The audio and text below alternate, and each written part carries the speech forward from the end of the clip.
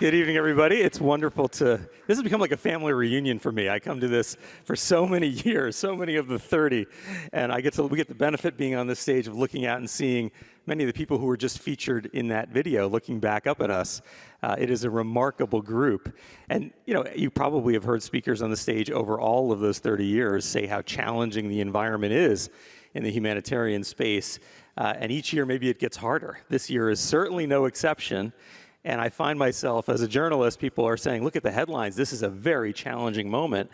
And I find myself referring back to many of you in this room to say, it is a challenging moment, but humanitarian organizations are used to crisis. That's what you were designed for. And I want to thank the Hilton jury this year for making that point even clearer by picking an organization that literally has to deal with unexploded ordinances. This is an organization that knows how to handle a crisis and a challenge. And we need that spirit today. I'm joined here on stage by three laureates, three organizations that have received this award in the past and really have done remarkable work in their own corners of the world with it. And I'm curious to know what the prize, now that we're 30 years in, what it has actually meant for all of you. Next to me is Githinji Gitahi. I think you all know Githinji. He's the group CEO at Amref Health Africa. You're the largest African-led, African-based health and development organization. What did it mean when you got this? You weren't there. You must have been a kid back then when this happened. Well, yeah. You were. It was in the 90s, I think, you got this award. What did the prize actually mean for Amref? Surprise, I didn't know you'd start with me, despite the fact that I was sitting just next to you. I thought you sat on that end. But Raj, I was 29 when that happened. And of course, for an organization like Amref, where we are today, when I look back at the people who are doing the community work, when that community work and the impact on the mission were recognized, we're running an organization of about $15 million a year. And at that point, if you remember clearly, we won our award in 1999. That was a year before Kofi Annan and everyone else started the MDGs. And before that, therefore, there wasn't really directional development assistance as much. It was a bit fractured. At that point, at $15 million, working in probably at that point 19 countries in Africa, the winning of $1 million, you can do the math, was significant to the organization. I would have wanted to be there because that must have been a time of absolute change for the people who are running the organization. And 1 million unrestricted, Unrestricted. Right? And at that point, the $15 million was largely restricted because this was coming from public sector, development assistance, and there wasn't much private sector funding then. I think philanthropy hadn't developed as it has right now. And what that $1 million did was actually, it became a mission multiplier. It became a mission multiplier because immediately after that 1 million and what it did to build the core capacities of the organization, including fundraising capacity. But there's one thing it did, which is actually we don't talk about a lot, which was build trust, which is what Kennedy talked about, credibility. It brought trust to the organization. I was talking to Matthew here, and I was saying that after that award, I was looking at the numbers then, because believe me, the annual reports are still there. People say Africa doesn't keep data. We still have the data. And I was looking at the annual report. And that year, the year following, our public funds grew 34%. And it was 1-2% before that, until that year. It must reflect on the huge amount of trust and credibility that we received because of receiving the award from a trusted source like the Hilton Foundation. So thank you. Shameran, I noticed a photograph in that incredible video of your dad. He was in there. He was a jury member for a time, Sir Fazli Abed. He, before that, was leading BRAC and founded BRAC, the organization you now run as executive director of BRAC International. And, I can imagine BRAC is today the largest NGO in the world by employee headcount. Maybe 100,000 plus people work in your organization. It's really remarkable. this prize, this money, even if unrestricted, may not have been so game-changing. Or was it? Was it the money, or was it the recognition, or what mattered to BRAC when you got this prize? Did it matter? Yeah, thanks a lot, Raj. It's great to be here. And before I start, let me also add my congratulations once again to the Minds Advisory Group and a very warm welcome to the family. So, you knew my dad a little bit. And, if he was here, he'd say, we don't work for the recognition. We don't work to win awards. But he liked it when he got recognized, right? Like, because the work got recognized. And he always felt that it was an opportunity to celebrate with the team. And I mean, there are some founders in the room who are laureates, Zainab, Kennedy, and others. And none of them do it to win prizes, but prizes do matter because it does validate the work that you do, and it does recognize the work that you do. And so firstly, I'd say, it definitely matters, right? But two other things. First of all, for us, we won in 2008. BRAC was already a large organization at the time, but very much based out of Bangladesh, had done a lot of impactful work at scale in Bangladesh, but that was the time we were actually starting to grow internationally. And so getting this award and the recognition and the validation at a time like that was also important. Which is a pretty unusual thing, a global South-based organization becoming a global NGO. Yeah, yeah. And lastly, what I'd say is, it's not just winning that year. I mean, the continuous engagement that the foundation does with the laureate community, bringing us back together all the time, creating this community, and also continuing to shine a spotlight on all of us. I mean, the fact that we're on stage today itself, I mean, please continue to invite us back and I don't think there's any way you're getting out of this, Shameran. You're part of this family for good. Angeline Murimirwa is with us too. Angie, you're a more recent recipient, but you too, like the others here, you weren't leading the organization at the time. You're now the CEO of CAMFED. But at the time, you had a different role in the organization. Can you think back and remember what it was like, when you got the phone call? I think in the humanitarian space, usually when you get a phone call, it's not good news. This is one of those rare exceptions. What was it like when you got the phone call, and what did it ultimately mean to CAMFED? Well, I was executive director for Africa at the time. So I remember asking Peter to repeat himself again and say, can you just say that again so I make sure I'm hearing you very clearly? And it was on Zoom. I'm like, just repeat it again. And, I think he just thought, oh, maybe she's not getting the accent. He repeated. So I just want to be able to say we are 2021 laureate. And most of you remember at that time, that's when the word unprecedented became a word. And, excuse my African pronunciation of that word, but everybody could say that word at the time. And there was a time when we were all trying to find out how do we navigate the impact of COVID on education particularly. Either schools were closed, we're closing, we're about to close, or we're recovering. And CAMFED works on girls' education. We support children to go to school. So just really getting that prize at the time and celebrating the grassroots network of young women that we work with that was holding the education space for us was bliss. We enjoyed that. But let me just say something that's really beautiful about what has happened. So this is what we then did. We did more, we did it better, and we did it faster. So this alumni network of young women supported by CAMFED, at the time when we got the prize in 2021, we're 178,000. Now it's grown 75% to 313,000. That's not even... And this is... You haven't had it all, okay? So just last year alone, this alumni network supported over 2 million children to stay in school. So, yeah. It's a remarkable story. You should and can applaud. And just to think, CAMFED is now, I think, in 6 countries. So 300,000 is a lot of people. It's a tremendous asset for change, voice for change in those countries at the grassroots level, which is much of what the humanitarian community has been pushing and fighting for, this idea that you will locally root real change.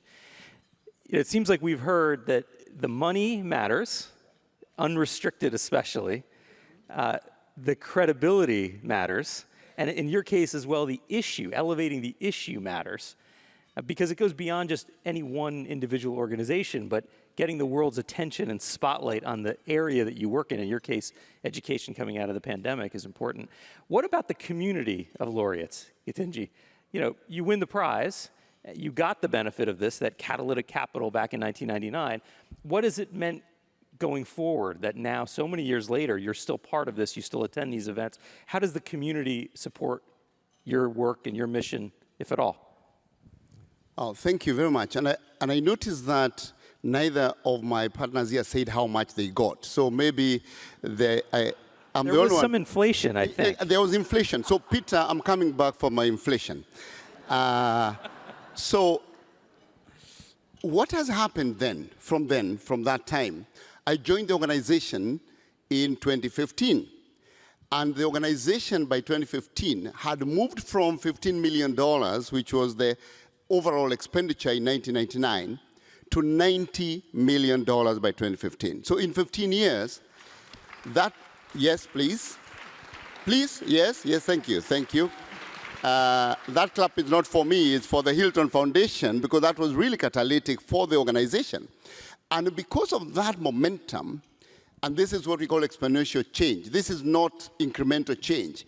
Between 2015 to now, last year, we implemented programs worth $240 million. $240 million. Why? Because, as was said earlier, the reason that we got the award is not because we were competing for an award. It's because we were actually driving the mission for the communities. And the Hilton Foundation, through their process and the jury, could see that there was actually a mission at the center of our work. So they supported the mission. And that mission to today now, every year where we are now, we reach 36 million people annually across the continent with health programs. 36 million people, and those people are women and children. Those people are people living with HIV, people who've been infected with TB, and working to make sure that the others don't get infected. But most importantly, we have maintained from the award to now to put the communities at the center. So the communities are the center of everything we do. By the way, I didn't mention that we were the first African organization to receive the award in 1999.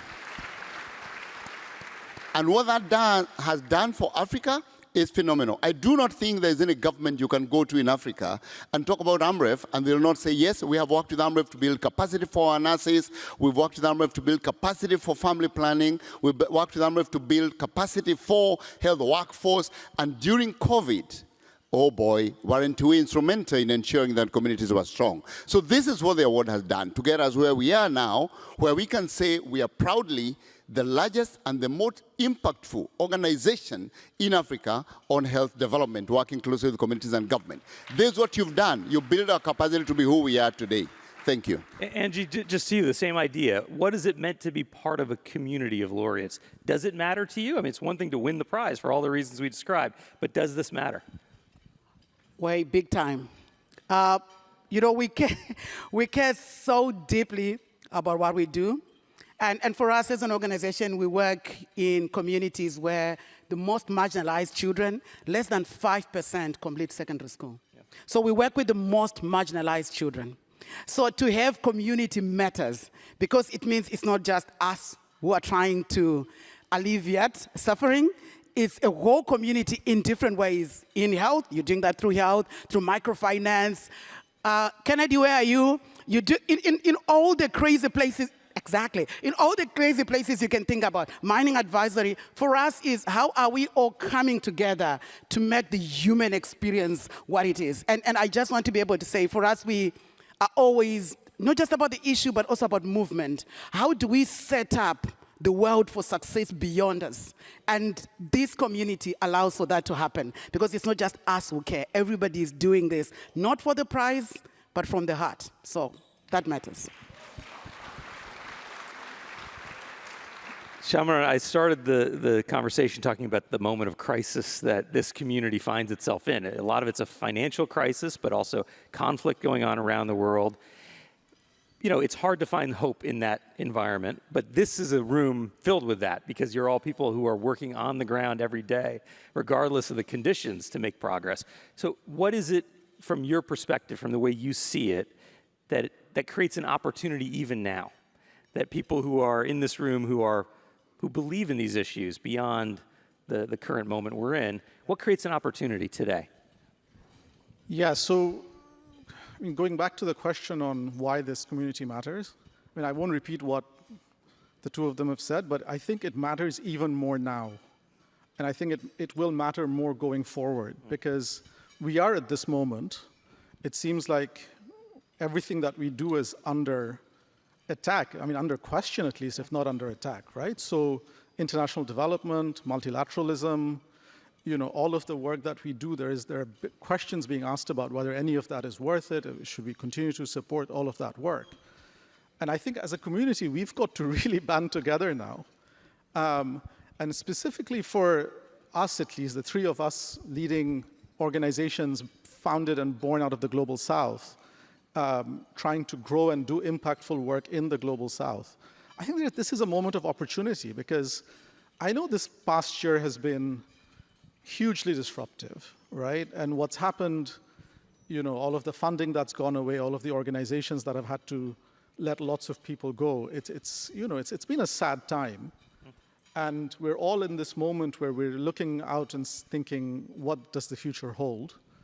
But I think it is important at a time like this to remember that the people that we work for, they're continuing with their struggle, right? So the women and girls in Africa and Asia and Latin America that we help to educate and to provide health for and to provide livelihoods and support with other support, I mean, their lives are continuing. And organizations like ours are continuing to fight every day, right? We're there, our work continues. And there's a lot of evidence for what works in development. I know not everything works in development, but we know what works. We have a lot of capacity that's been built over the last few decades, right? And this is not the time to lose hope and freeze and go into paralysis. This is a moment to actually think about how to redouble, you know, efforts and double down on what works and really focus on sort of the organizations that can make a difference. So. And Githinji, I think Shameran makes a good point. It's easy to think about the challenges a lot of organizations in this room, a lot of laureates face as financial. Certainly that's one aspect, right? A lot of money has been cut from this kind of work. But the other part is, you know, wondering who has my back? You know, maybe it's my local government, maybe it's a regional, maybe it's a global power that's out there attacking me or my work or my mission. Who has my back? Do you feel like this community has your back? Is that part of what this is all about, as Shameran says? Well, I think that the first thing I want to say, reflecting on this, is that when we look at the communities that we work with, they're not suffering poverty. They're suffering injustice. That's really what they're suffering. And when you think about that statement, is that the opposite of poverty, therefore, is not wealth. It is actually justice. Because you can never be poor if your rights are taken care of. You can never be poor. So we are not asking the communities we are working with to be the Hiltons. Therefore, what we do when we have the resources, it is actually to extend a hand of justice. And that hand of justice is what this community is extending. And therefore, when we have people who understand that we share what we have with the hopes of those who don't have, then we are extending a hand of justice. So we feel for us that when we have communities like we do now, the ones who are seated here, that we actually are extending a hand of justice and therefore making those people have hope. The last point I want to say is that it is extremely telling to get the Minds Advisory Group getting this award. I'll tell you why. Because the communities we work in, we know that you can never have health if you don't have peace. So the work that the Minds Advisory Group is doing is work for health.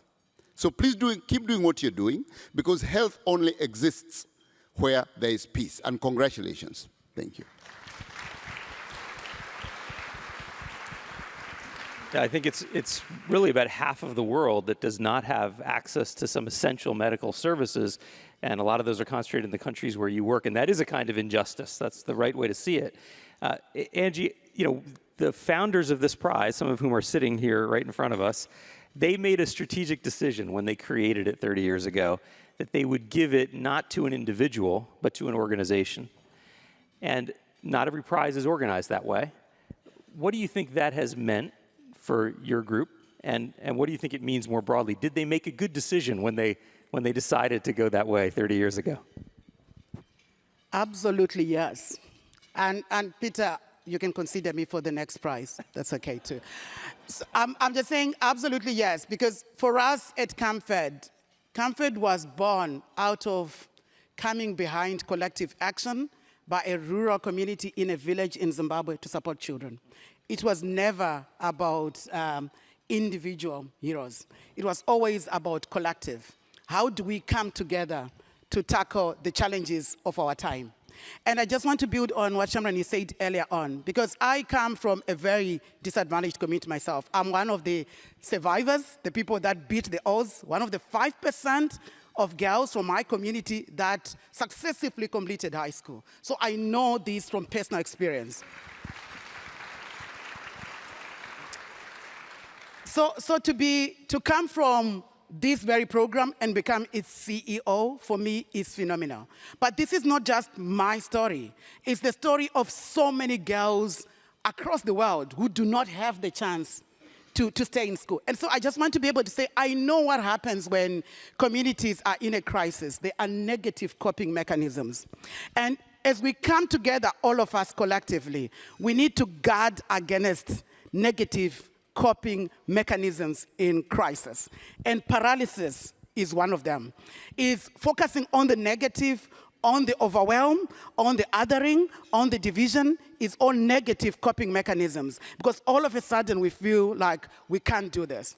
I just want to say, lean on your strength. If I could lean on your strength, lean on each other, lean on the collective.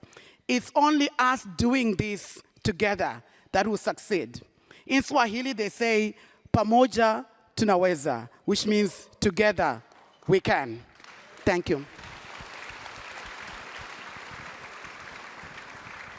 Yeah, I don't know whether the folks who created this to start really realized what it would mean 30 years later to be able to gather this many organizations together and to see this group as its own resource, its own network. You're all network-based organizations yourselves, and now 30 years later, you can look back and say there's another network out there supporting this community, and that's a powerful idea.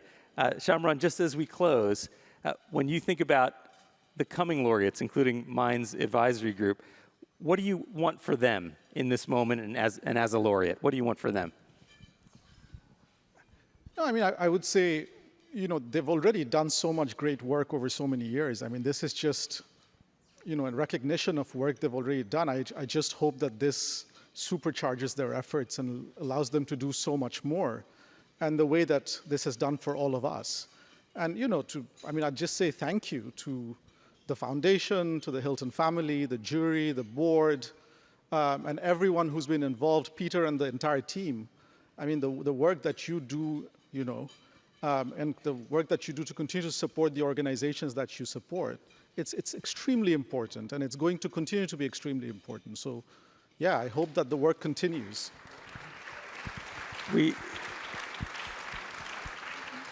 We have to write at Devex about a lot of bad news. It is wonderful to get to talk about a good news story like this. Congratulations to Mine's advisory group, and please join me in thanking this fantastic panel.